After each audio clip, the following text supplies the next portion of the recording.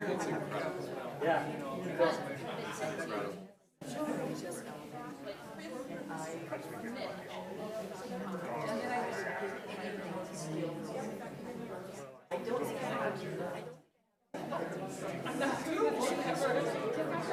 Good evening. We're going to start now. Good. In a few minutes. Okay. So, good evening, and thanks for coming to the second public hearing for the Vision Fund Committee. Tonight, we're going to hear from 5 projects. I wanted to start out by saying that we started out with a request. The total projects that have been submitted add up to $95 million. The total ask for Vision is $62.5 million, and we have $24 million. So that's where we stand.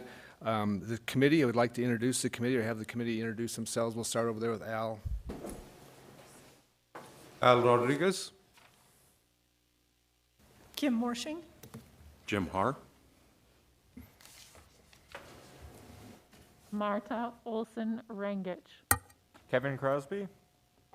And I'm Kevin Maher. Beth Keeney. Bill Spindle. Christine Stephenson. Jim Keck. Jennifer Rice. Okay, thank you. So tonight, our first proposal is going to be a presentation by the Black Hills Area Community Foundation. So go ahead. Okay, thank you. I'm Liz Hamburg. I'm the CEO of the Black Hills Area Community Foundation, and here to talk to you about our Rapid City Strategic Housing Trust Fund. First of all, I want to say I appreciate all of you on this committee. I know how difficult it is to measure giving money away. And one of the things that we really look at as a foundation are what is needed and what is wanted. And if something is needed, we look at that as more of a priority. We also look at who benefits. If we know that our grants are going to benefit a broad swath of people, that is better. It's a better investment for us. We want to make sure that we really have some impact. And then the third thing we look at is sustainability. We want to make sure that the work that we're funding can be continued. It won't be a one and done. So I just wanted to share that with you and tell you about our trust fund. First of all, housing. We've been looking at housing as a community foundation with our Collective Impact Initiative since 2017. Housing is something that is absolutely fundamental, and without it, everything else falls apart. It's essential. In 2018, Benchmark Data Labs did a study for us after our second housing summit, and from that study we learned that Rapid City needed 3,500 rental units priced under $900 a month. And we know that issue has just grown exponentially, particularly in the past year. We've been hearing stories from employers who have hired employees and can't find a place to live. Some of them are listed there. Today we learned about the Rapid City Police Department and how they have had new hires coming right out of the academy that they have not been able to find housing in Rapid City. And then we know that there's new development going on all the time too, and the B21 is coming. So we see this need just continuing to grow. One of the things that we had talked about was updating our data, and I want to thank Garth Wadsworth from Bellevate Rapid City. He put some numbers together for us so we could get a better picture of what has happened in the past 12 months. And in the past 12 months, rent in Rapid City has increased by 9%. In 2021, rent increased just as much as the previous 5 years combined. We see rent for a one-bedroom apartment expected to approach $1,000 a month before year end. And we've learned that half of the renters in Rapid City are paying more than 30% of their income on housing. 30% of income is the benchmark as to whether your housing is affordable or not. So one of the tools that we have been working to develop is the Strategic Housing Trust Fund. We learned about this tool from Common Bond Communities, who operates in Minnesota, Wisconsin, and Iowa, and there are different entities that they have worked with that have a local housing trust fund that is used to layer into the capital stack for a development project in order to help them keep those more affordable. The fund would be managed by the Black Hills Area Community Foundation. Projects would be vetted by the advisory board The advisory board, I've got a slide showing you who those people are right now, but the advisory board is going to be very well connected with the work that's being done in Rapid City and will be making recommendations. Ultimately, the approval would be going to my board of directors, and then those loans would be distributed from the fund. Where we want to make sure that we have local control and where we have the right voices at the table for these dollars that are going out the door, we feel that we can be flexible and we can be responsive to the needs of the community. Since these are revolving loans, there's continuous fund development because they'll go out the door, they'll come back, and we get to reinvest those dollars over and over again. As a fund at the Black Hills Area Community Foundation, where we can pool dollars that are public or private or philanthropic and pool them together so that we can better grow that fund. And as far as the dollars going out the door, we started this fund in 2020 in May, and the first dollars that went out the door were actually for eviction mitigation, for rental assistance. We worked with Pennington County Health and Human Services for that. Initially, our goal was for the low interest loans. COVID happened, we needed to pivot, and we were able to get dollars out the door to really help people stay housed. So you can see a variety of other potential purposes for the trust fund. This is the Strategic Housing Trust Fund Advisory Board. This was created by David Lust. David, we miss him dearly, and a lot of this work is the result of the efforts that he made for the past few years. But this Trust Fund Advisory Board was built by David. Alan Solano from the Vicarovich Foundation is the president and the chair of this board. And then you can see we've got Pennington County Housing and Redevelopment. We've got Elevate Rapid City. We've 3 people from the city of Rapid City are a part of this conversation. A couple bankers and a couple developers. So we've got a really good mix of people. We've been meeting monthly, and we've been having fabulous conversations about the different kinds of things we can do to address this housing issue in Rapid City. So we're focusing on the workforce. Who benefits from strategic housing? It's people that make between $20,000 and $50,000 a year. This is the gap that we see. These are the people that are your hairstylist. They run the ice cream store. They are the police officer that I just talked about, and they're the teacher that's just coming into Rapid City. These are the people that are having to spend more than 30% of their income on housing. So this is a new tool in our toolkit as a city to address our housing needs. This initiative has ties to all 7 of the city's core values in the comprehensive plan. And this is one of the 6 goals of the Rapid City Strategic Housing Plan, is to help to develop this fund. To capitalize this fund, we've been raising money philanthropically. We're asking $7 million from the City Vision Fund. And then we are also working with the state of South Dakota, hoping to get some dollars that are, I don't care where they come from, honestly, but potentially budget excess that might be available. We have a note from the Dakota Charitable Foundation, a pledge for them to offer $1 million to match a $5 million investment from the city. And today we spent the day, most of us in this room spent the day together at our Strategic Housing Summit. We had about 125 people there today. It was really, really good conversations. And at the end of that, the John T. Vicarovich Foundation presented us with a $5 million pool of matching funds. And those dollars can be used to match public dollars, private dollars, state dollars, whatever. But it's going to help us grow that fund. Our goal is to raise $40 million. If we had $40 million, we know that we would be able to at least take a bite out of housing. About 40 housing units can be added with $1 million. That's kind of the benchmark we're using. So it's a one-time investment, but it has a generational impact. For every million, again, an estimated 40 housing units can be built or preserved. You know, we're looking at preservation as well. So this Vision Fund investment would also bring in $1 million from Dakota Charitable and would also be matched by potentially the Vicarovich dollars. And then as these dollars go out, they will come back, and then we can reinvest them again and again. The Vision Fund dollars will be kept in a separate fund at the Black Hills Area Community Foundation to ensure that those would go only to projects within the city limits of Rapid City. And we are also looking at leverage. We want to make sure that when we go to the state, that we can show that we have skin in the game. As a city, as a community, we are coming together to address the needs of housing, and that we're asking them to match potentially 2 to 1 what we have. And ultimately, housing is an economic development necessity as well. So I've got a quote here from Tom Johnson, President and CEO of Elevate Rapid City.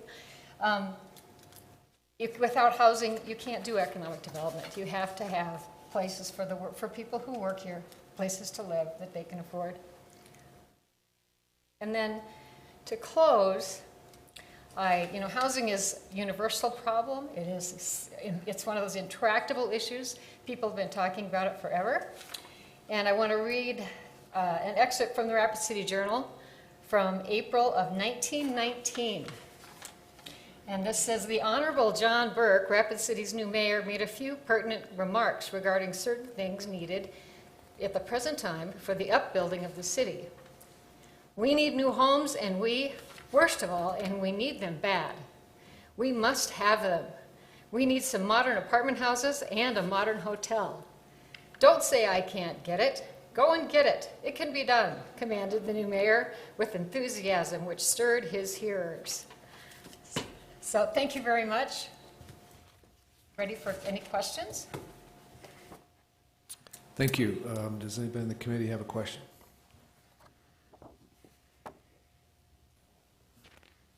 Bill Spindle, the chair recognizes Bill Spindle. Yes, how far along are you in your goal to raise the $8.5 million in donations? We've got, without including the Vikervich, $5 million. We're a little over 3, and then we have another couple of million that are out there that we're also counting to make that 8. So we're getting close. Some of these dollars, we're looking at multi-year. Sure. Multi-year investments, and then we're also, because we're a community foundation, we can accept an IRA, we can accept land, there's a variety, appreciated stock. There are a variety of different tools that can come our way to help build this fund. Other questions?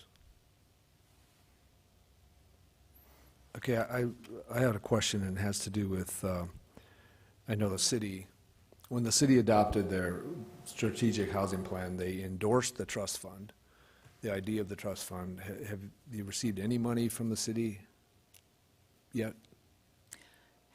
And as far as Has a city committed any money through No, the council? Or? Actually, we were advised to come to the Vision Fund, to Okay. come to the Vision Fund Committee. This is where we were told to start, so here we are. Yeah, you and 28 other. Okay. But we do have city planning working with us. We were working with Sarah Hansel when she was creating the Rapid City Strategic Housing Plan, because we've been looking at this issue and all the different components from policy to development to human services that affect housing. Okay, and so the idea is to loan to developers, correct?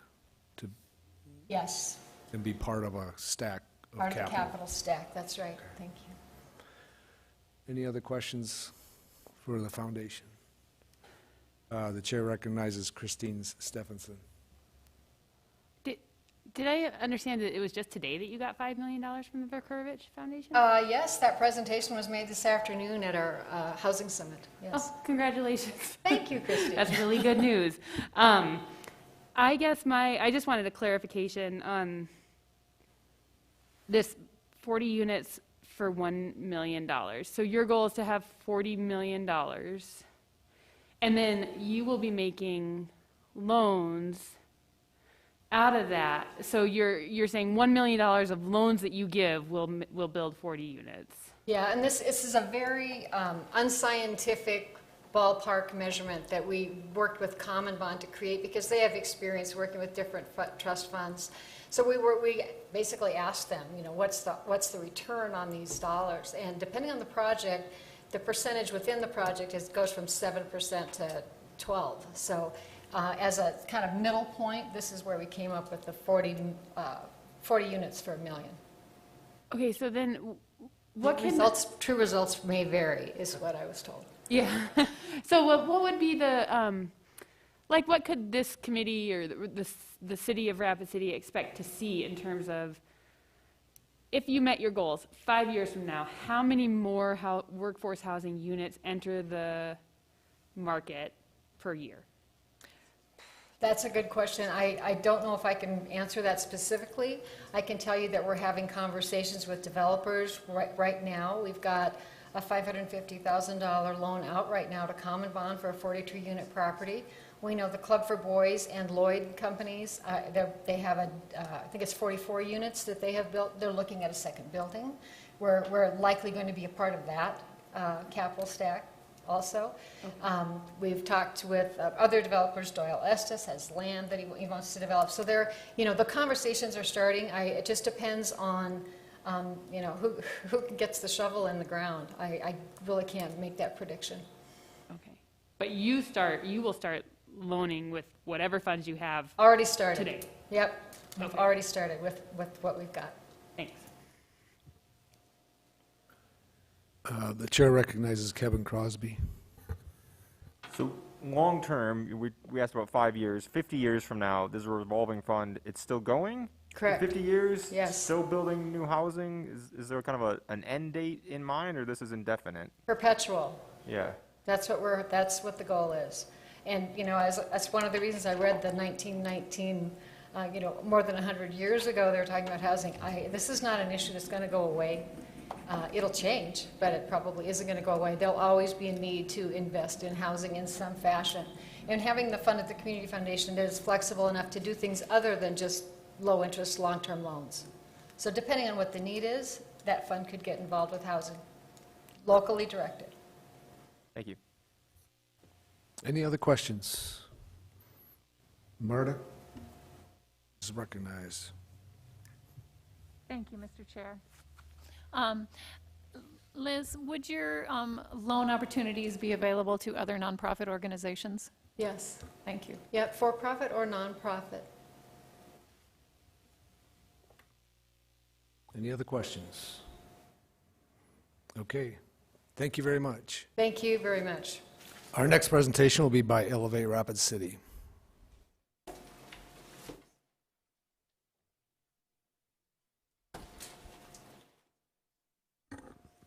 Is that something that you're pulling up, or is it going to be here? Got it. Okay. As Daryl's pulling, I'm sorry. Am I? Good evening, Mr. Chairman and members of the committee. As this PowerPoint's pulling up, wanted to tell you I was planning on coming up here and bragging about all the things Elevate Rapid City has done. I could probably skip that story, but I'm going to just, because I'm in it, I'm going to finish it.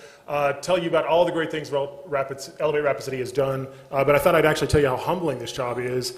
As many of you know, if you read the newspapers over the last 3 weeks, we announced probably the biggest project in Rapid City's history was a battery manufacturing company called Acer. It's going to create 1,500 jobs in Rapid City. So when this announcement happened, I was on vacation, so I went to Chicago for about 5 days, and I was really worried about the staff. Could they handle the announcement? Could they do this right?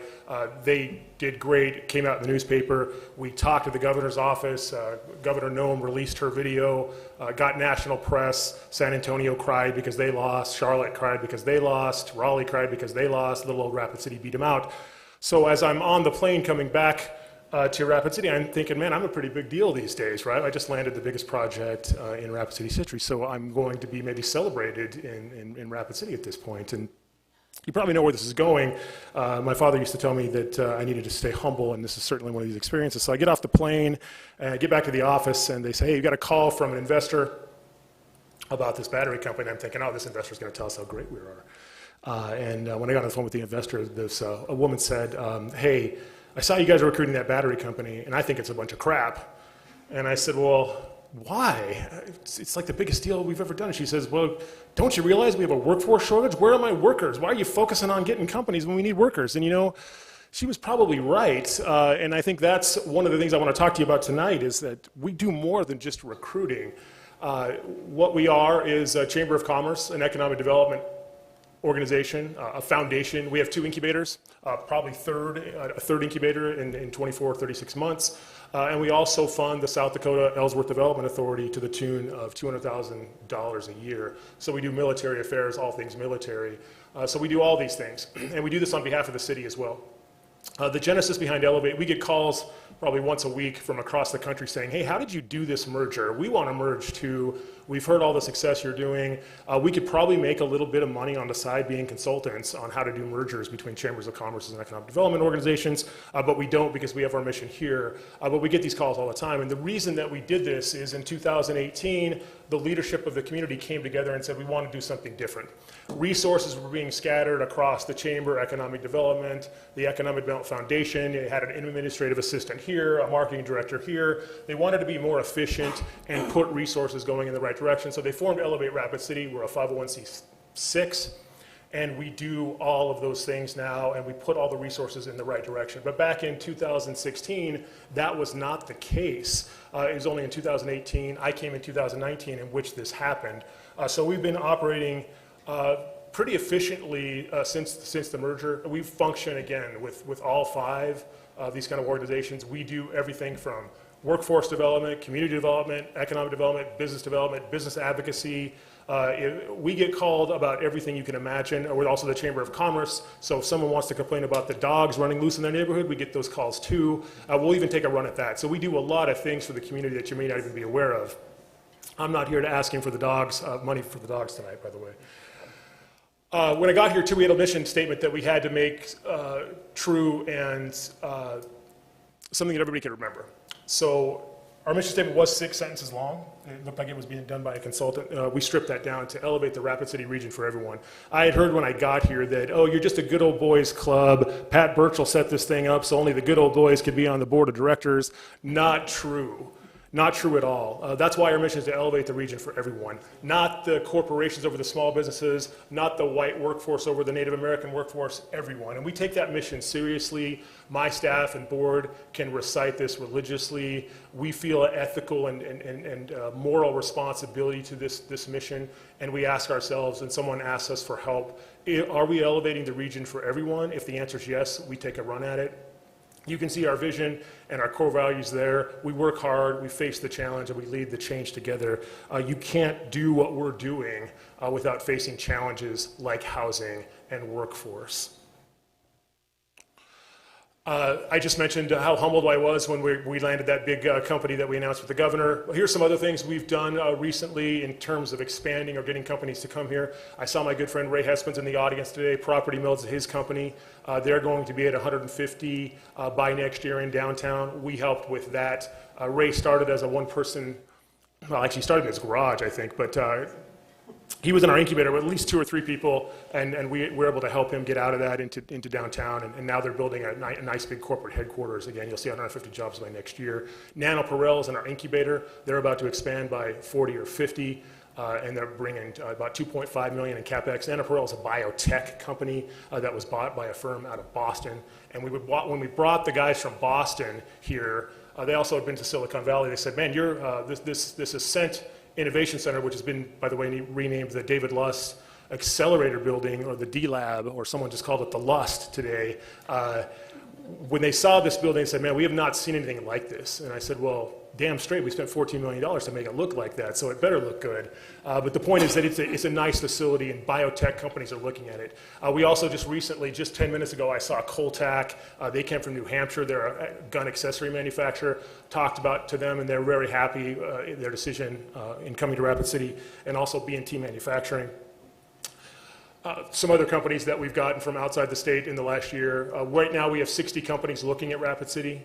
When I got here in 2018, I'd like to take credit for this. There were only 2, now there's 60. So I'd like to say the other 58 were because of me. Not true. We have a great staff, and also the pandemic really helped us. The governor has become a national hero to many companies who want to come to South Dakota and feel our freedoms and not pay our taxes. And I think that really helped. So I would say we'll take partial credit for that, but we have about 60 companies at any one time looking at Rapid City right now. We're also involved in entrepreneurship and innovation and developing ecosystems. Just talked to you about the new David Lust Accelerator building, and it's It's right now almost full. Within the next 3 months, we'll be about 75% full. So we're going to have to build another building in the next 36 months just to keep going with our entrepreneurship.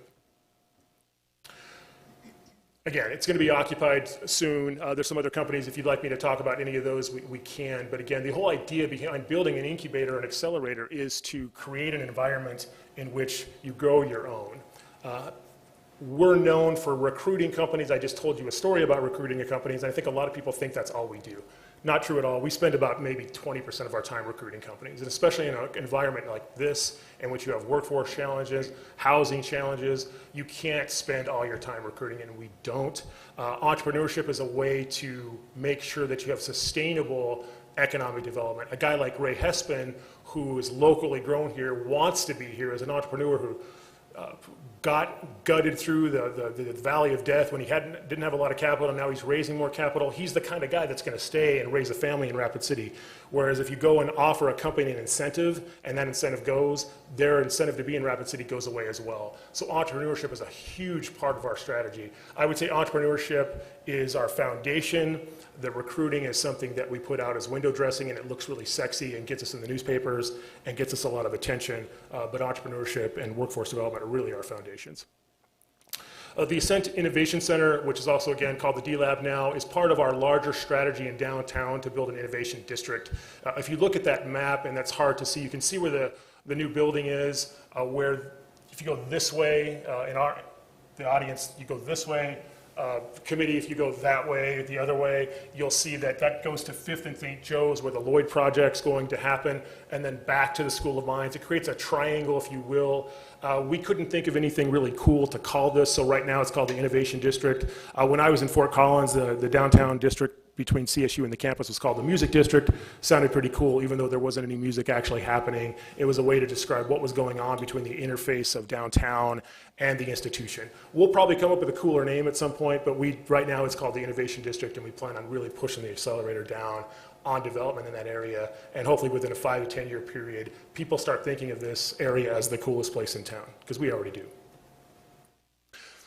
Mentioned workforce. It's a challenge, not going to lie, and that's why we have 4 grant programs right now. If you want to be a remote worker and come to Rapid City, we have help for you. Although we don't put a lot of money in that right now, we can help you get here, and we have several folks from high-tech companies, including Netflix, Facebook, Google, working in the Black Hills. In fact, we did a whole entire issue on remote workers coming to the Black Hills from the coast and other areas. If you're interested in seeing that magazine, I can get that to you. But we have a program that does that. We also help companies relocate employees from other parts of the country here with signing bonuses. We just got a grant from the Governor's Office of Economic Development for $75,000 to put more money into that, so we can make that up to $8,000 per employee. So if you're out there and you're trying to recruit a vice president of XYZ and you need a signing bonus, the Governor's Office and Elevate can come in and help you get that person when you otherwise may not be able to.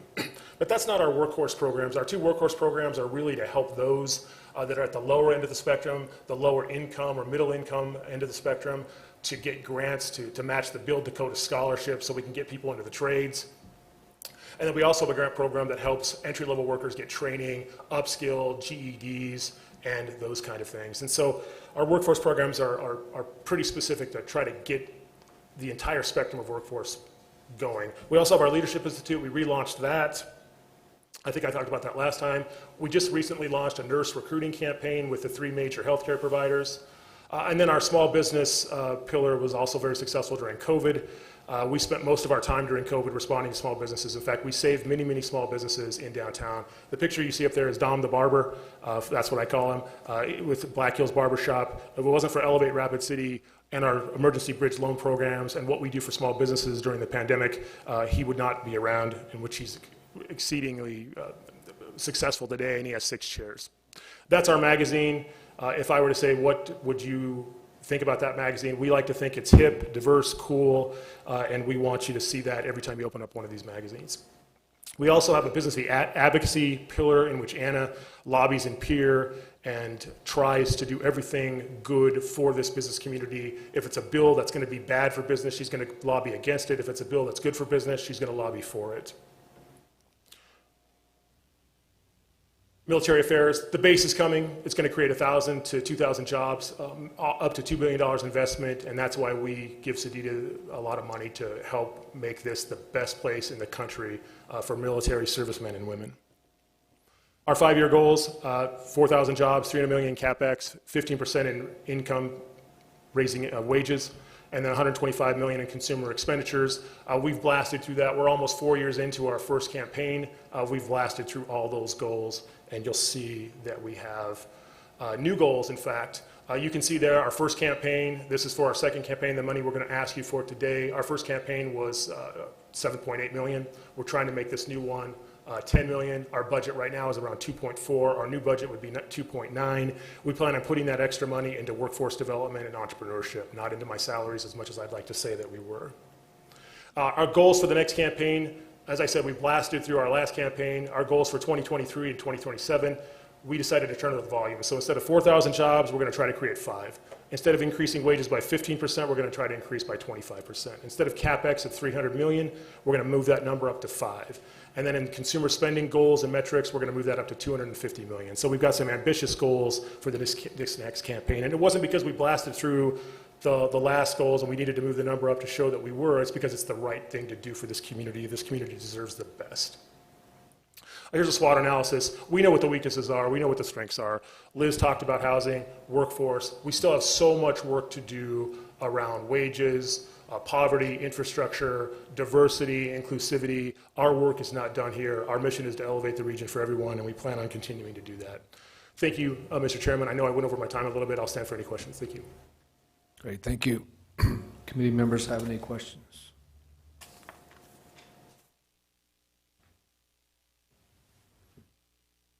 The chair recognizes Christine Stephenson.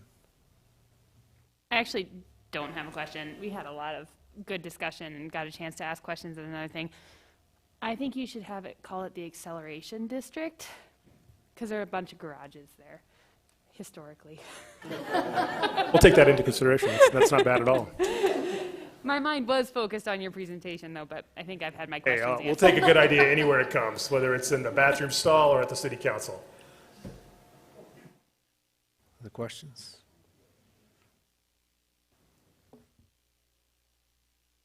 Okay, well, we thank you very much for your presentation. We're going to move on, and now we're going to move into some sports. So we're going to have the Ignite Soccer Club present.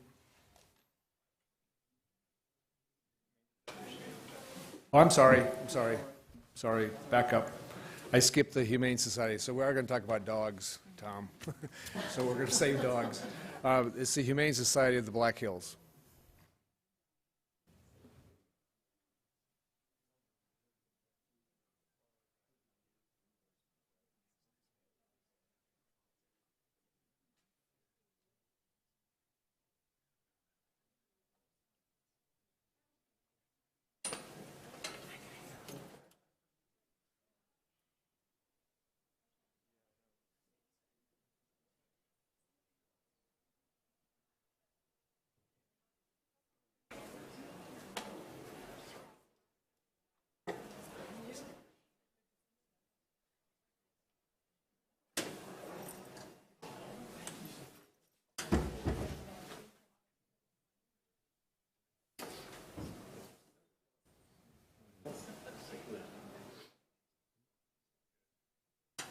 Yeah, we are ready for the Humane Society now.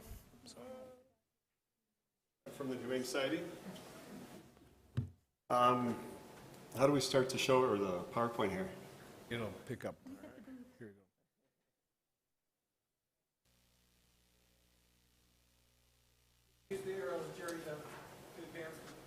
go. Okay. Thanks for having us. My name is Jerry Stanley. I'm the Executive Director at the Humane Society of the Black Hills. We'll talk to you for a few minutes about the pavilion project we're proposing, and then I'll be ready for any questions. This project, to bring you up to speed a little bit on the timeline, we've been working on this since about 2017. It kind of came on our plate. We think it's important for the community, it's important for the Humane Society and the animals. The board's been invested in it, I've definitely been invested in it. The first time I contacted the city was about 4 years ago to start to work with it. We finally got to a point today where we've got the architectural drawings, We've got it all kind of figured up. The project is, it's a pavilion covered dog run area on the east side of the Humane Society of the Black Hills, about 1,600 square feet. You can see it's a pretty sizable thing. It's beautifully constructed, big timber. It's going to replace all the fence around there. It's going to add a lot of nice aesthetic aspect to that side of the building. Plus, it's going to be a very usable area. We're going to add a pergola from the building out to the gazebo. It's going to be a very public place. Our plans for the use of it, you can see it's a big, kind of a beautiful covered area. Our plans for the use of it are events, adoption activities, visits, classrooms. We want to get clubs there. We want to have kids. We want to have Boy Scouts, Girl Scouts. These are things that we've had opportunity in the past to do in the building, and we've struggled with it because we have limited space. And I know this is not a four-season structure, but it would give us that place where we could bring these groups in, invite them in, and work with our community more and our kids more. So the space, the intention is that the space will be a public area. Obviously, we're not open to the public. We don't open the gates and let people come in. But it'll be public in fact that we would use it for public events and a kind of a public engagement area. We need to bring people to the Humane Society, and we need things like this to do it. We need to bring people in to the Humane Society because we need an engaged community to be competitive and survive in this community. Rapid City is growing like crazy. You all know it. You're all seeing it here tonight, I bet. We're going to have 30,000 more people here in a decade. We've got, prices increasing. We're competing for people. We're competing for time. We need engagement with our community to be successful.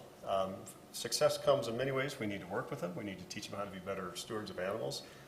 But fundraising is also huge for us. So most people don't know it, but 40% of our revenue comes from fundraising. 40%, that's, most businesses couldn't make it on that. So we really need these tools like this pavilion to engage people, to draw them in so that we can increase that and stay competitive in this growing community. I mean, it's just, we need things like this to keep up with this community.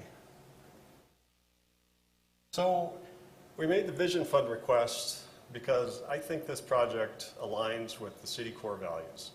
And there's several of them it aligns with. One of the core values is a vibrant, livable community. We serve a community, an underserved community of animals.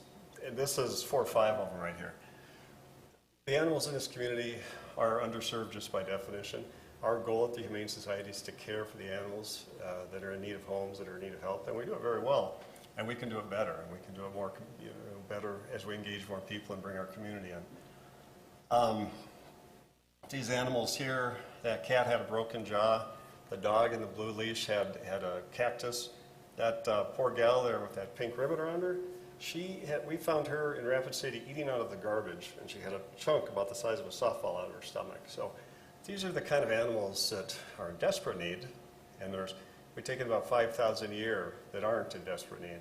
But they all need that engagement, and we need to take care of these animals to take care of this community. We also think, it's a pavilion lines up with the core values as kind of providing recreational opportunities. Obviously, it's like I said, it's not a public space, but we're going to have public events there. We're going to have, cultural opportunities. It's a space to engage the public. It's the one more space in Rapid City to do that. And we think there's value in that. We think there's value in taking care of the people and the public. So, and that's how we intend to do it. And then lastly, I'd just say, we are really invested in this project, the Humane Society. We've got all the architectural works done. We fully intended to go forward with the project pre-COVID. That kind of messed things up, as you can imagine. We've got marketing stuff put together. We've had big donors put about $77,000 into a pot for this project because when they heard about the vision in 2018 and 2019, they believed in it and they invested in it. So we've got their support, and then we've got another donor, a matching donor that believes in it and gave us $30,000 for matching. So there's a lot of people that see the value in it and believe in it as much as we do, and now we're just trying to get it to a point where we can get it done. So that is the brief presentation. Are there any questions? Thank you. Does the committee have questions? Chair recognizes Beth Keeney. Just curious if you have any understanding of why there's so many underserved animals? I understand maybe giving up, but just how come that Rapid City maybe has so many underserved animals that are needing care? I think the reason we see it at the Humane Society, we're the only open admission shelter this side of the river. So there's Sioux Falls and then there's us. So everything that can't go to one of the closed shelters or the smaller shelters that take a limited number of animals comes to us. So we see everything that comes in from about 20 counties around. So that's why we see so many. Why there's so many, I can tell you cats are a huge problem in Rapid City. Feral cats and cat litters. We see cat season starting about June. It hasn't ended this year. We take in about 2,500 cats a year. We might be on track for more than that this year, we'll see. They're underserved because there's things like spay neuter that doesn't get done, vaccinations don't get done, proper education doesn't get done in the community. That's why they're underserved. So when we can solve those problems and get these animals taken care of, these problems go away. I don't know if it's ever going to go away completely, but if we have to address it. We have to work towards it. Okay, other questions? Chair recognizes Jim Keck. The city doesn't fund any of the Humane Society anymore, do they?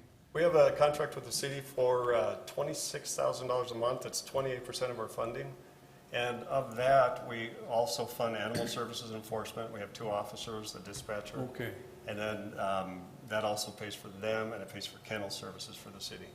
So we do have a contract with the city. Was that cut back years ago or something, or? It hasn't been cut back since I've been there, but it hasn't grown as we'd like to see it, but it never does, you know. But I don't know the history of it. Okay. But it has increased a little bit in the last couple of years. All right, well, thanks. Other questions? Chair recognizes Kevin Crosby. Some of that 2,600 a month goes to animal control. What did you say the rest of that goes to? The 26,000? Or 26,000 a month. Well, it goes to animal services. Basically, the 26,000 a month in the city contract goes into the Humane Society of Black Hills. With that, we manage animal services and enforcement, and then we provide like after-hours kennel services and kennel things, and dangerous animal review board services, things like that. That's a lot of service for the Pennington County animals, but it's not designated. It doesn't say this 26,000 goes to this and this and this. It goes to take care of the city needs that come into the Humane Society every day. Okay. And part of that is through animal services and enforcement. Okay. Separate question. It sounds like one of the functions of this additional facility, in addition to the facility, would be to help you facilitate additional fundraising. In your experience or opinion, would that fundraising take from a limited pot that would otherwise be going to other organizations that are doing similar work, or would that be expanding that potential pool of donors to your organization? I think that's a good question. That's a hard question. I don't think this, if we use this to increase fundraising, is going to pull from other nonprofits any more than what they do pulls from us. I think we all have unique people that have unique interests in what they do. Is that what you're asking? Is that where you're asking it? Yeah, I don't know. And this also, how we would raise additional funds is we'd have events there. We could do events. We could do sponsorships, things like that. We could, sponsor the whole facility. That's what we're thinking. But I don't think that's going to pull from others. We work pretty well with other nonprofits and other shelters, and we have a pretty good relationship. So our intention is not to pull from others. Thank you. Other questions? The chair recognizes Christine Stephenson. I just wanted to clarify that the Humane Society owns this building, not the city. Yes. Okay. And then the, animal control enforcement, does that also include collecting fines for violations? Yes. Does that go back into your budget, or does it go into the city? Fines would go, so animal services go out and write a citation, and the fine will go back to the city. Okay. Yeah, that's getting a little technical. I'm not quite sure how to answer that correctly, but if you want, I could email you the correct. I guess kind of as a follow-up to Beth's question, we're just a challenged community when it comes to animals, and I wonder if it's kind of a chicken and egg, like if there was more enforcement and more collecting of fines and more licensing of pets, and then maybe we wouldn't have as big of a problem. I think you're right. I think that would help. I think we need more enforcement. I think we need more education. I think we need to be in the schools. I think we need to have people come to us. Yeah, I agree. And we're doing all those things. We do as much as we can. It's starting to pick up again. It's been hard in the last year and a half. But I agree. I think it's education. I think it's enforcement. But they all have to happen together. No one of those things is going to solve the problem. But that's the Humane Society's responsibility, is the animal control enforcement. yes, it is. Yeah. So you mentioned the fines go back to the city. Do you have any idea, like, how much the fines are on an average month? No, I don't. I would have put that together. I didn't even think of that as a good question. But I can find that stuff out. If the committee would like to know it, I can put it together and let you know. I was just wondering if the city's giving you $26,000 a month, are they collecting $10,000 in fines, or? Oh, no, it's not like that. But No, then, it's very so there's a fine for having your dog out, right? Gets picked up. There is, and a lot of the Do you, times do you charge a fee for housing the dog? we do, and those fees will come back to the Humane Society. So if you have a stray out and we pick it up and you leave it with us, there's fees that associated with that. A lot of times, what we try to do in the community, though, rather than bring it to us, we try to get it back into the home and talk to the owner. We'd rather crack the problem than make some money. So if we find a stray and we can get it back to the owner and talk to them about fixing their fence or providing shelter or whatever, we would rather do that than have it come back to the Humane Society. So that's the education part of the enforcement. But it's not thousands and thousands of dollars. I mean, it's it'd be more in the hundreds every month. But Okay. Any other questions? Chair recognizes Jim McKeck. So you got some city funding. What about the county? Does the county fund anything here? yeah, I think it's $4,100 a month, and then we have limited services out in the county where we can work in the city, but then the animal services can't go to the county. The county can bring animals to us. Okay. Yeah. Thanks. Welcome. Any other questions? Okay, thank you very much. Yeah, thank you very much. Now we're going to move on to the Ignite Soccer Club, I believe.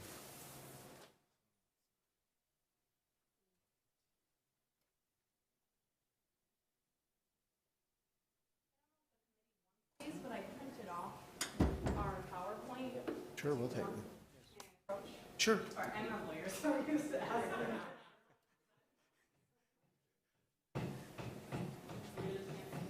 That's fine. Yep. Thank you. Yeah, I'm no judge.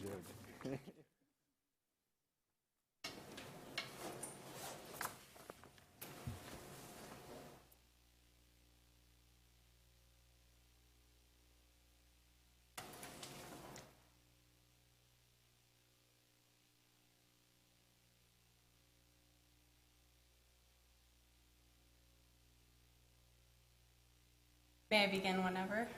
Yes. Okay.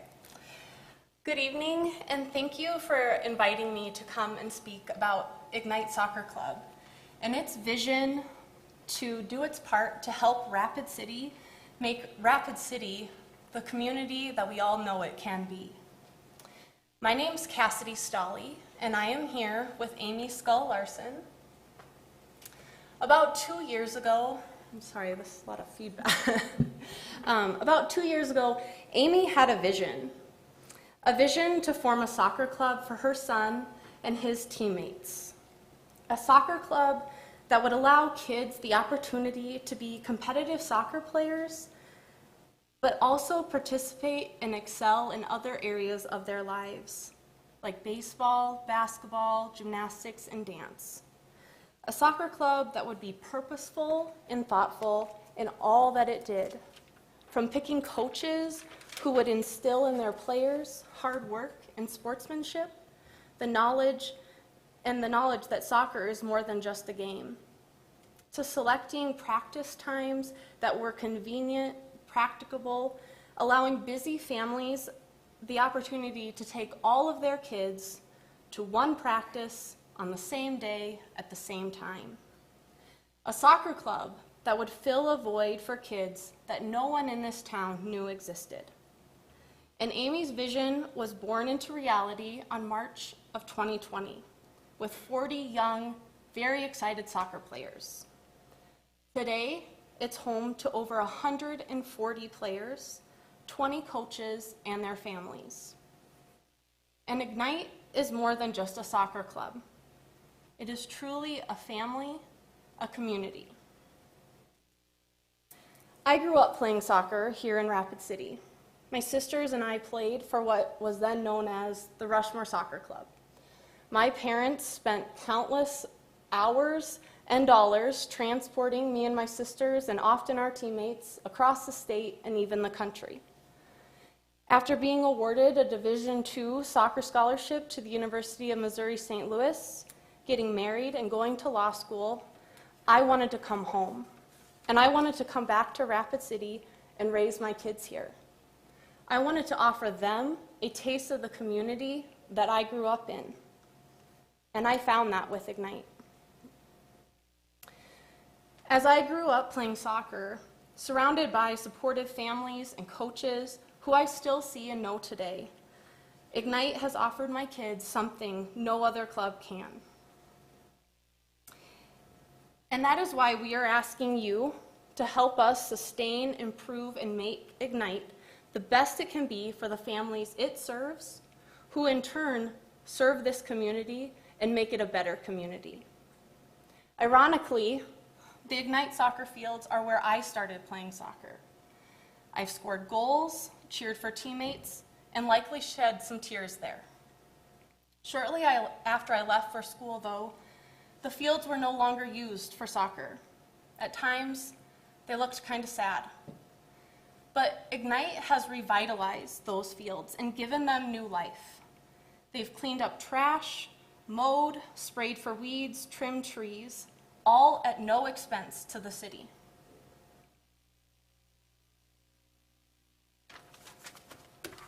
With the Vision Fund funds that we are asking for, I know that Ignite will make those fields and facilities even better for generations to come. We are asking for $400,000 to complete several projects. The first phase that we would like to complete is to add or to repair our fencing and improve green space. These fields are located over on Campbell Street, and there's additional green space to the west of these fields, which we would like to enclose to add several more fields for our players. We definitely need more space with 140 kiddos. While we're a close-knit group, I'm sure you can all understand that even family needs some space. Some of our teams right now are practicing practically on top of each other. And if we want to continue offering convenient practice times for our families, we have to have more space to do that. The next phase that we would use this money for is to purchase and install lighting on the fields. Right now, we practice every Tuesday and Thursday. All the teams practice at that time. Our younger kids start at 5:30, and the older kids start around 6:15. But right now, 6:15 is pretty much dark. So that means that we have to move kids to earlier times or shorten time frames. Our final phase would be to build a public restroom and concession stand. Currently, there is no public restroom at the Ignite fields. We have a porta potty that we pay for, but it would be very, very nice to have a public restroom for all of our kiddos and their families and any teams and their families that we bring in to play against our kids. We also anticipate asking for a grant from Black Hills Energy for additional funding, and then like any small club, we always are doing fundraising within ourselves to raise additional funds. Ignite is not asking for millions here. The money it is requesting will support an actual need as opposed to a want.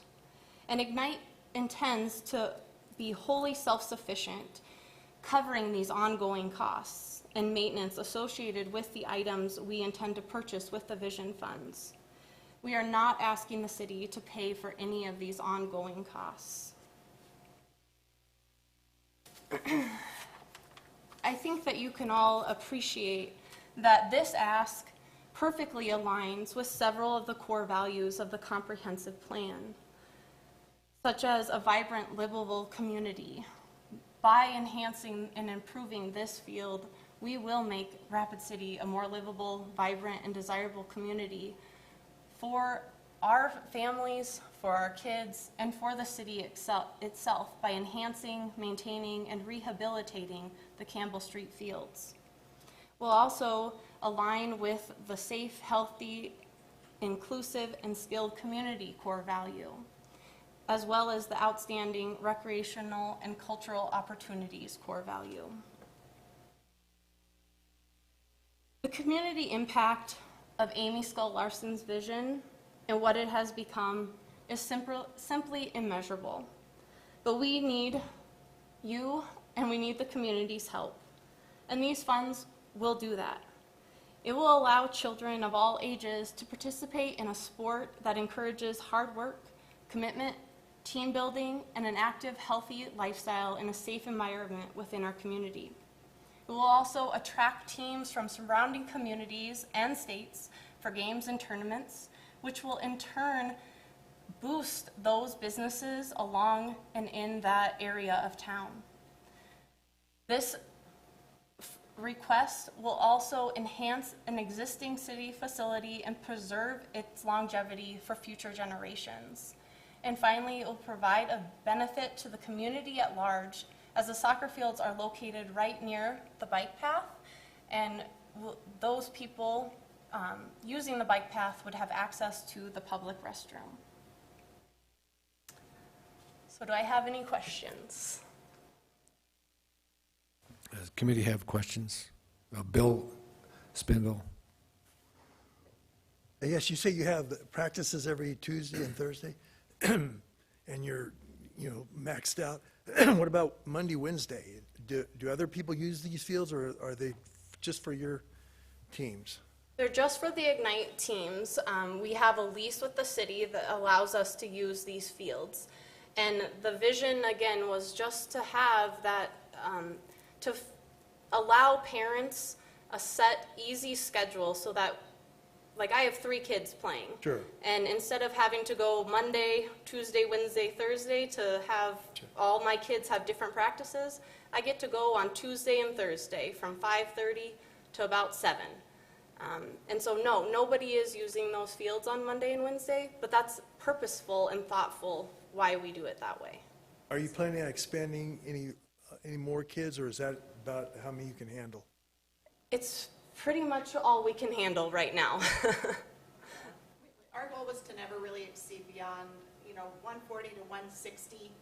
But I've always said, if there's a need and if we can provide a home and use those alternate days, we have had some requests for all the way up to U14 to U16 teams. A lot of the older kids get lost, especially the ones that don't make high school soccer. So I have gotten some requests, and I have said it's not out of the realm of possibility, but we need the space and we need the coaches. Coaches have easily been coming to us. Space is a problem. As you know, high school fields are quite big. Right. And so the expansion would allow us to be a little bit more thoughtful about those older kids who choose or are not selected to play high school, but still would like to play or improve their skills to get another shot at it. Sure. So, and on those nights we don't use the fields. We often set up scrimmages, or we have special goalie training, but those are a lot of the times kind of optional or ad hoc. Again, like Cassidy said, when I was coming up as a very busy mom of 3, what would make my life easier, and it truly is, I want to take my kids at the same time or the same day, and that's, if you go and you were to poll our parents, we have a family here of 5, all 5 kids play soccer with Ignite. It's a huge advantage. They live all the way up past Johnson Siding. For them to only have to come in twice a week is a huge advantage to them from a time and gas perspective. Sure. So, How many fields do you have? currently we have 2 U8s, 2 U10s, 1.5 U12s, and a U14 that crosses all of that. So we Roughly have to- 6 to 7, is that what you're saying? Yeah, and they aren't all usable at the same time. You have to kind of stagger teams, and if the U14s are playing, that means nobody can play because all the other fields are inside the U14. Have you been able to do any tournaments? We have not been able to do tournaments, but we frequently have league play. Our club plays in league play. So on a weekend or a Saturday, there's at least 3 or 4 teams playing, teams from Spearfish, Hill City, Custer, Hot Springs. We play the Rapids often at our fields as well. Okay. And we'd like to do tournaments. Lights are pretty critical to that. Sure. You know, we can't host past X time because of daylight. Here's my dad here to support his children, his grandchildren, so.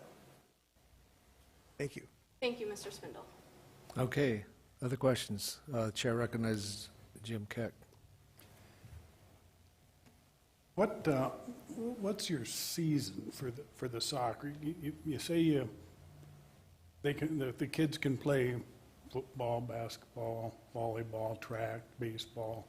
How do you coordinate all that? And is it a year-long season like the other soccer teams as well?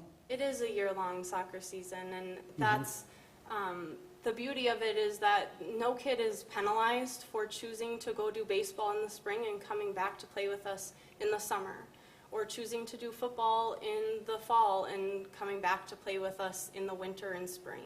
So that's what they do, is they take off that section of time and don't do both. A lot of our kids do both, and so sometimes they're at practice, they're at soccer practice, sometimes they're at baseball practice, sometimes they're at a soccer tournament, some days they're at a football game.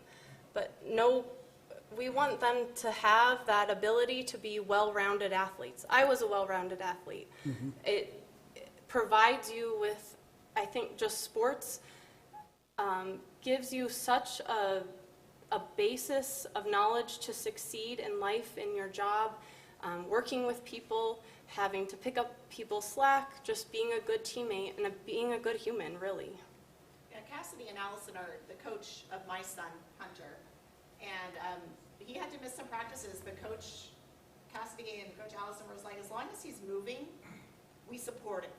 So if he has to miss because he's playing RCC football, he's moving and he's learning, and that's something we really promote. We work really hard with parents, like, look, if you have to miss practice on X day, that's cool. You're playing a basketball game. We want you to do that. So a lot of it is the coaches we attract. We really feel strongly as having the philosophy, as long as the kid is moving. Now, if you are sitting on Xbox and we find that out, you know that's not going to make your coach happy. But we have, I would say probably indoors our smallest season because of basketball and wrestling. And we need indoors just a smaller competitive sport, indoor soccer. But we have her son plays basketball and still does indoor. Hunter plays baseball and still plays spring. So we just honor that. Well, it's certainly a good philosophy. Yeah, the world has become too specialized, too young for kids. I don't think it's overly healthy for their mind or their body, so. Thank you. Thank you, Mr. Keck. So I ask a question about the restroom facility. So if you built the restroom, would it like automatically lock at a certain time at night, or would it? No, I might actually even defer that to my husband, Nathan. He's the one that partners with Park and Rec. So to be clear, the restroom facility, it would not be for Ignite purposes only. This was something that Parks and Rec asked for us to partner with them on. So the use of that public restroom facility would be probably whatever hours they would typically use. I know they lock things down about November 1st. Am I misspeaking there, Nathan? Yep. In talking with him, I think that was kind of in the big vision plan, if you will, for that area. There wasn't anything there. The main sewer runs directly under the field, so the cost to put that in is relatively low. And with some of the different cost, in talking with them, with Jeff, Scott at Parks and Rec, they thought it was very manageable. A lot of the utilities were already right on site, so it could possibly be. I think the demand for it was really shown, so we brought in a porta pot for our children, and the first season, we did not lock the porta pot.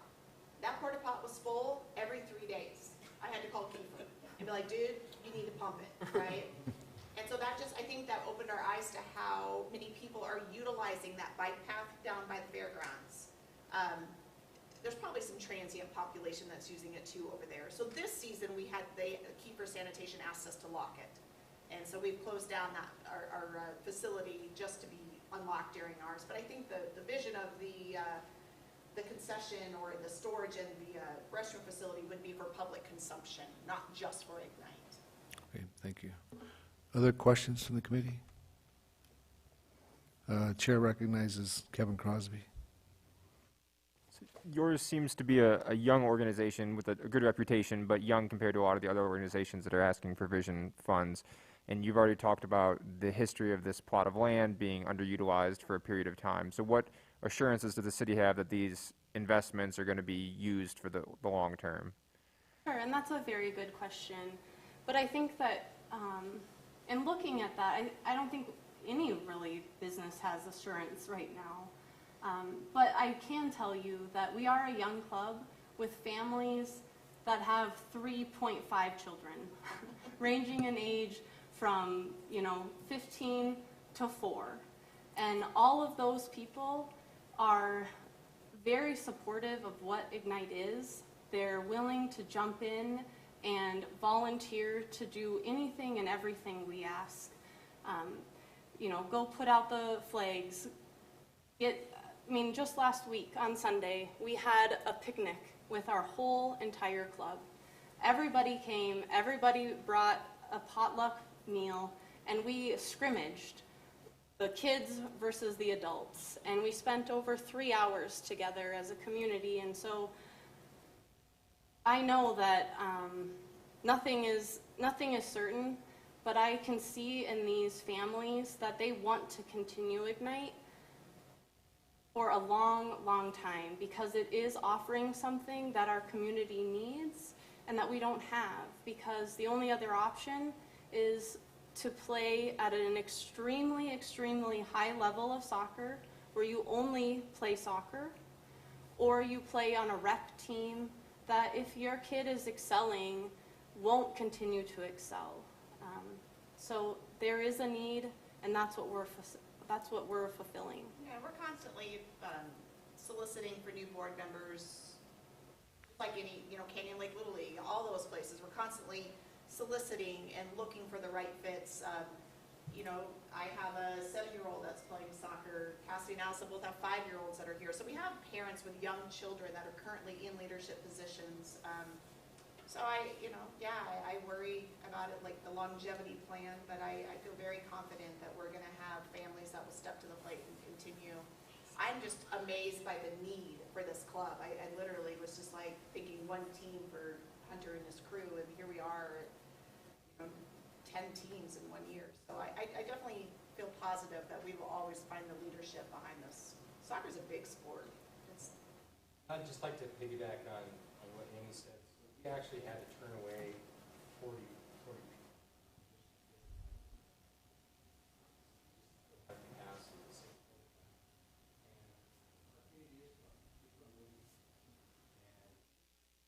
outside.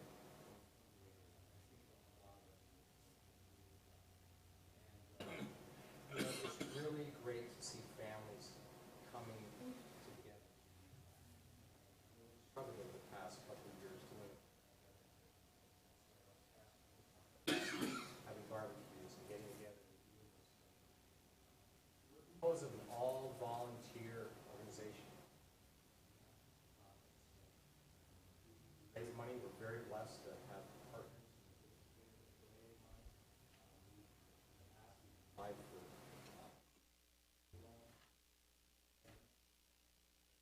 Trying to do our part into raising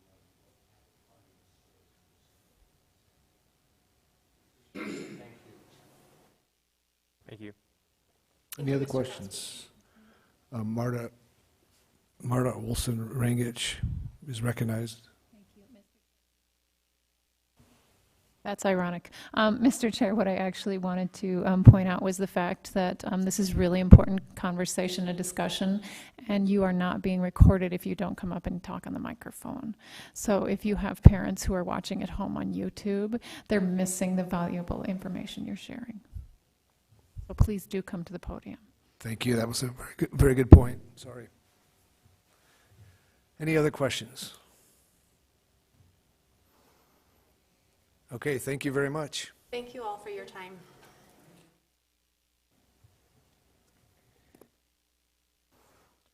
Okay, next we're a little ahead of schedule, but next we're going to hear from the local Little Leagues, and whenever you're ready, we can go. So.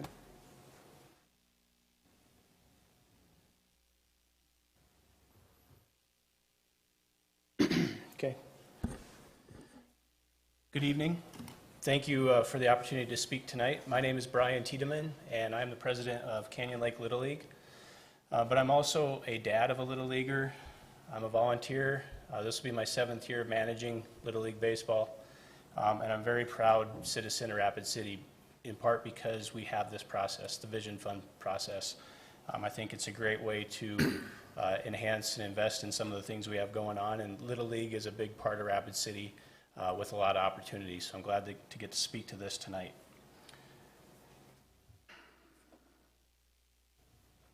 So who are we? We're 4 leagues coming together, meaning that I'm speaking for Canyon Lake Little League, but also for Rushmore Little League, Harney Little League, Timberline, and we compete on the playing field, but our vision is the same in what we see that Little League is for Rapid City. We all volunteer a ton of time. We put a lot of time into 1,000 kids every year on average. We think that number can grow, and I'll talk to that in just a minute. We do play and we compete, but we think that if we put money into our facilities, we can really show these kids some great things and get them involved, not only now as kids, but as they grow older, and I'll speak to that also. We're not just about Rapid City, though. We also expand out into the Piedmont area. We cover all the way down to Custer. In particular, Canyon Lake Little League, I can speak to that. We do have a lot of kids from Custer that come up and play.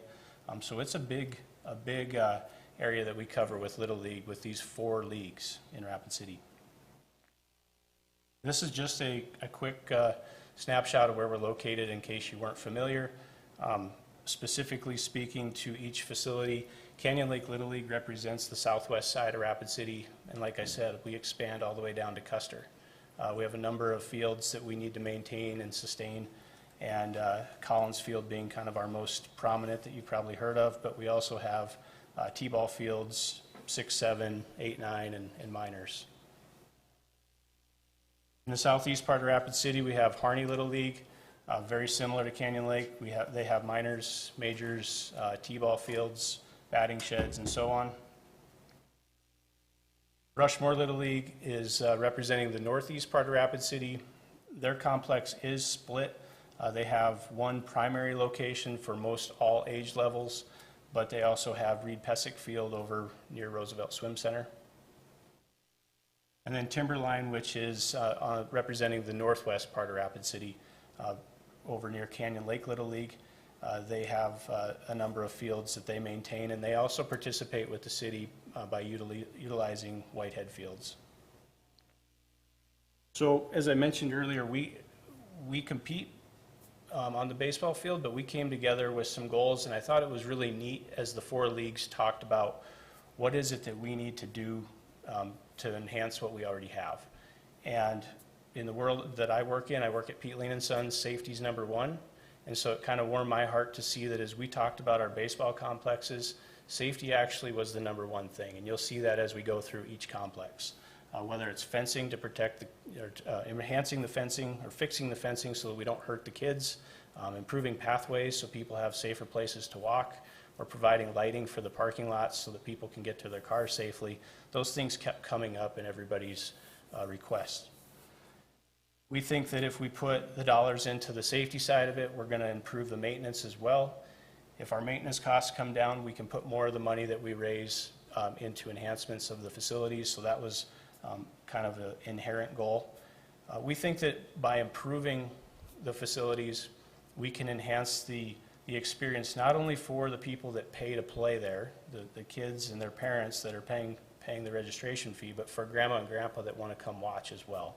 So with shade covers, safe pathways for them to get around, they're more likely to come back and watch games, watch their kids practice in a safe way. And we think that by having the more people there showing the kids that they care, the more likely they are to stick with it for the long haul. We have some basic needs that I'll cover, tools, some lightning detection and things like that.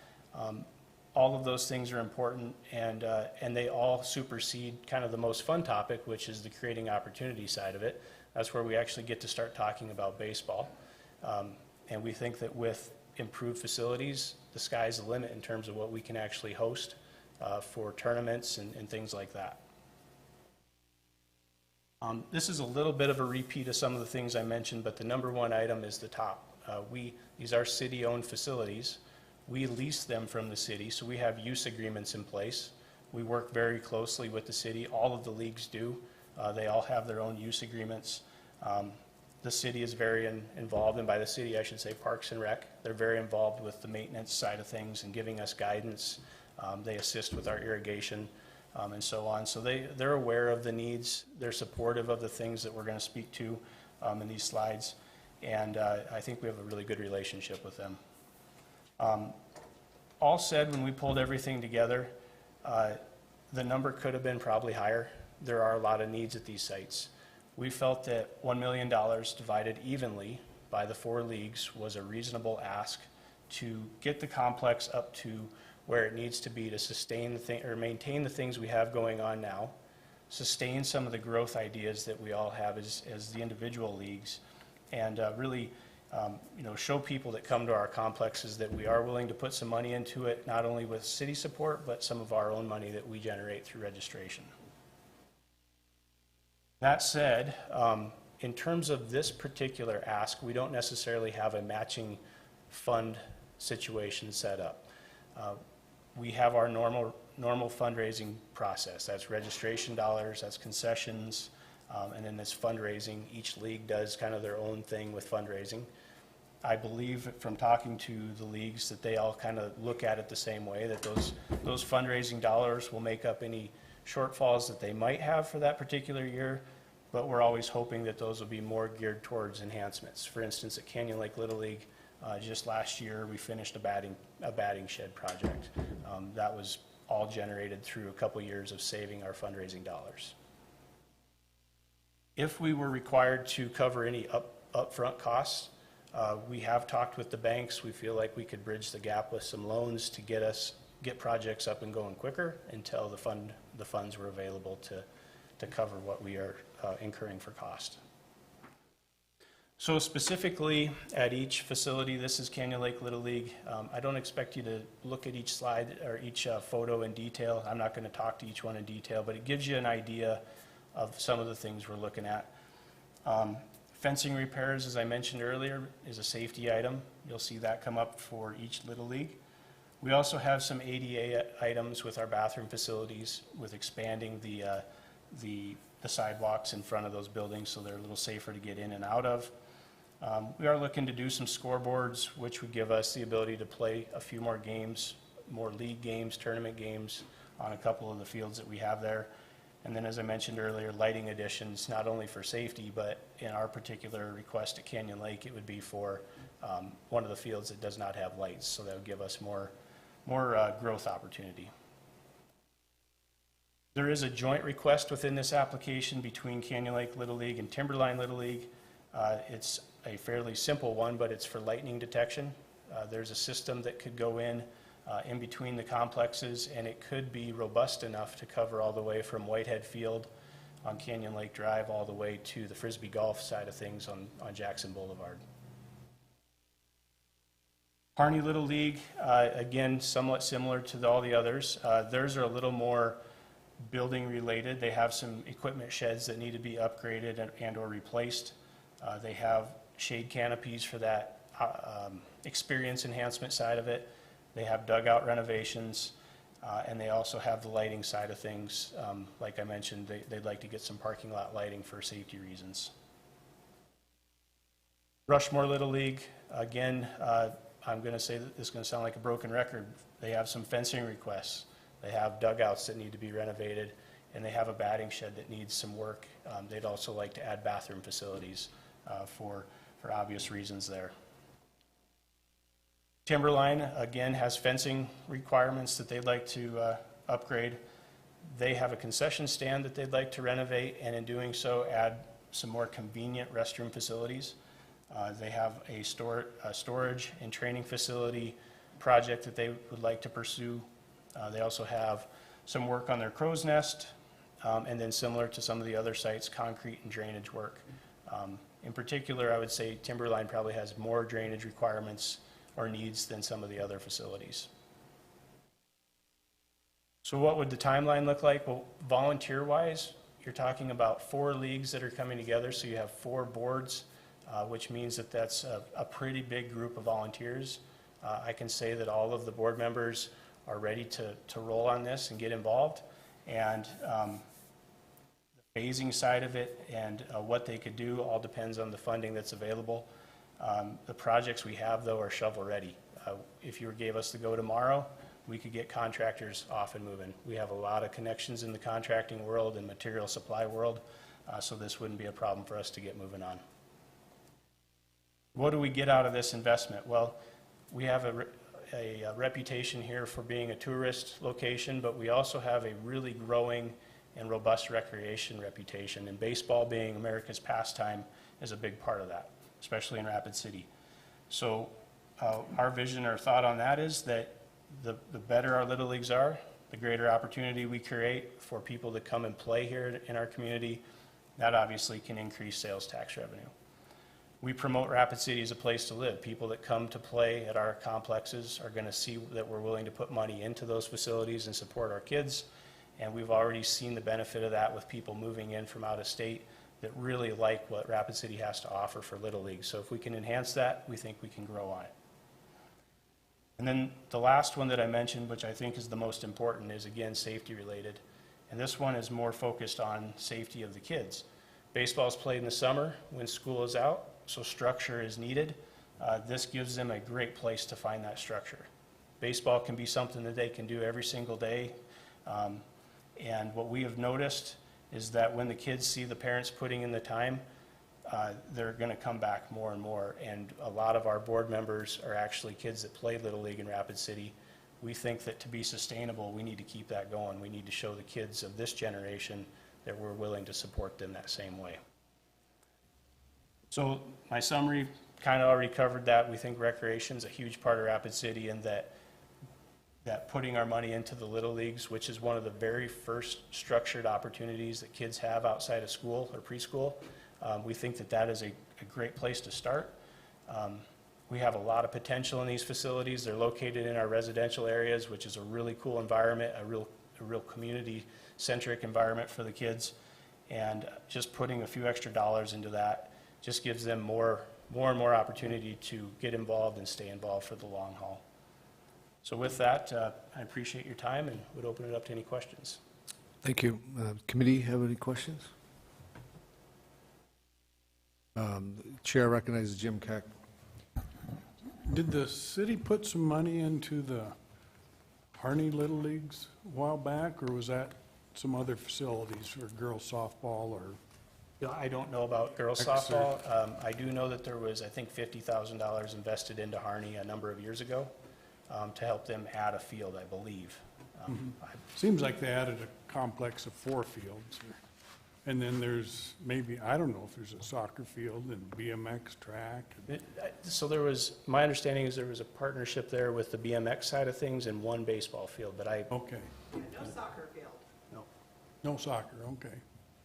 There was, Harney was awarded $100,000 in the last round of vision funds.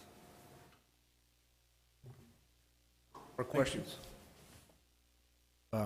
Chair recognizes Christine Stephenson. Can you tell me how many of the 1,000 kids are girls? It's more prevalent in the T-ball age,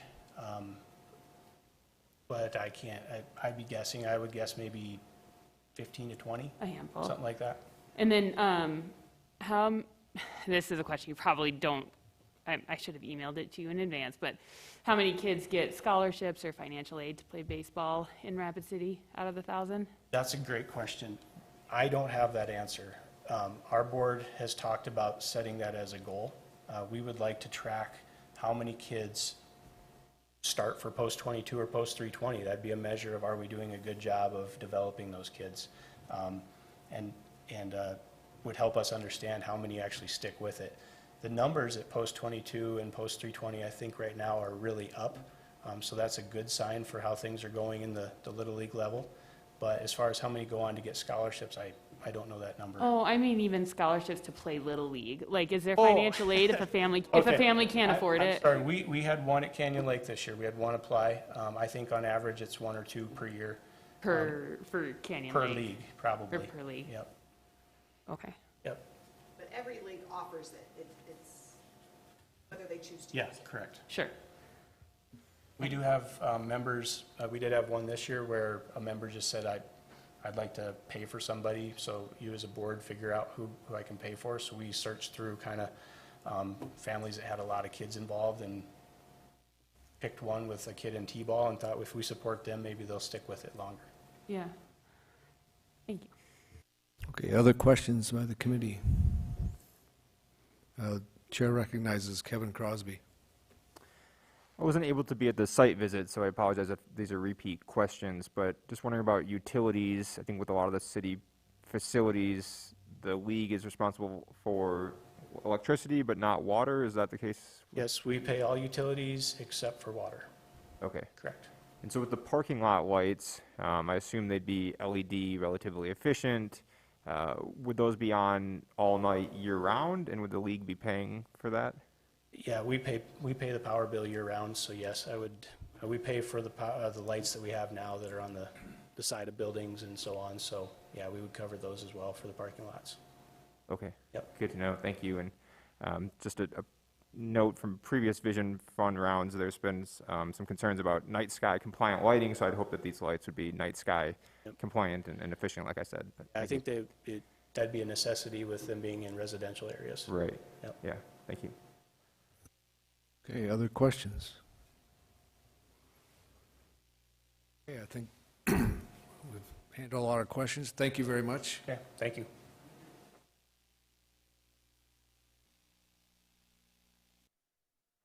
That concludes the second public hearing for Vision Funds.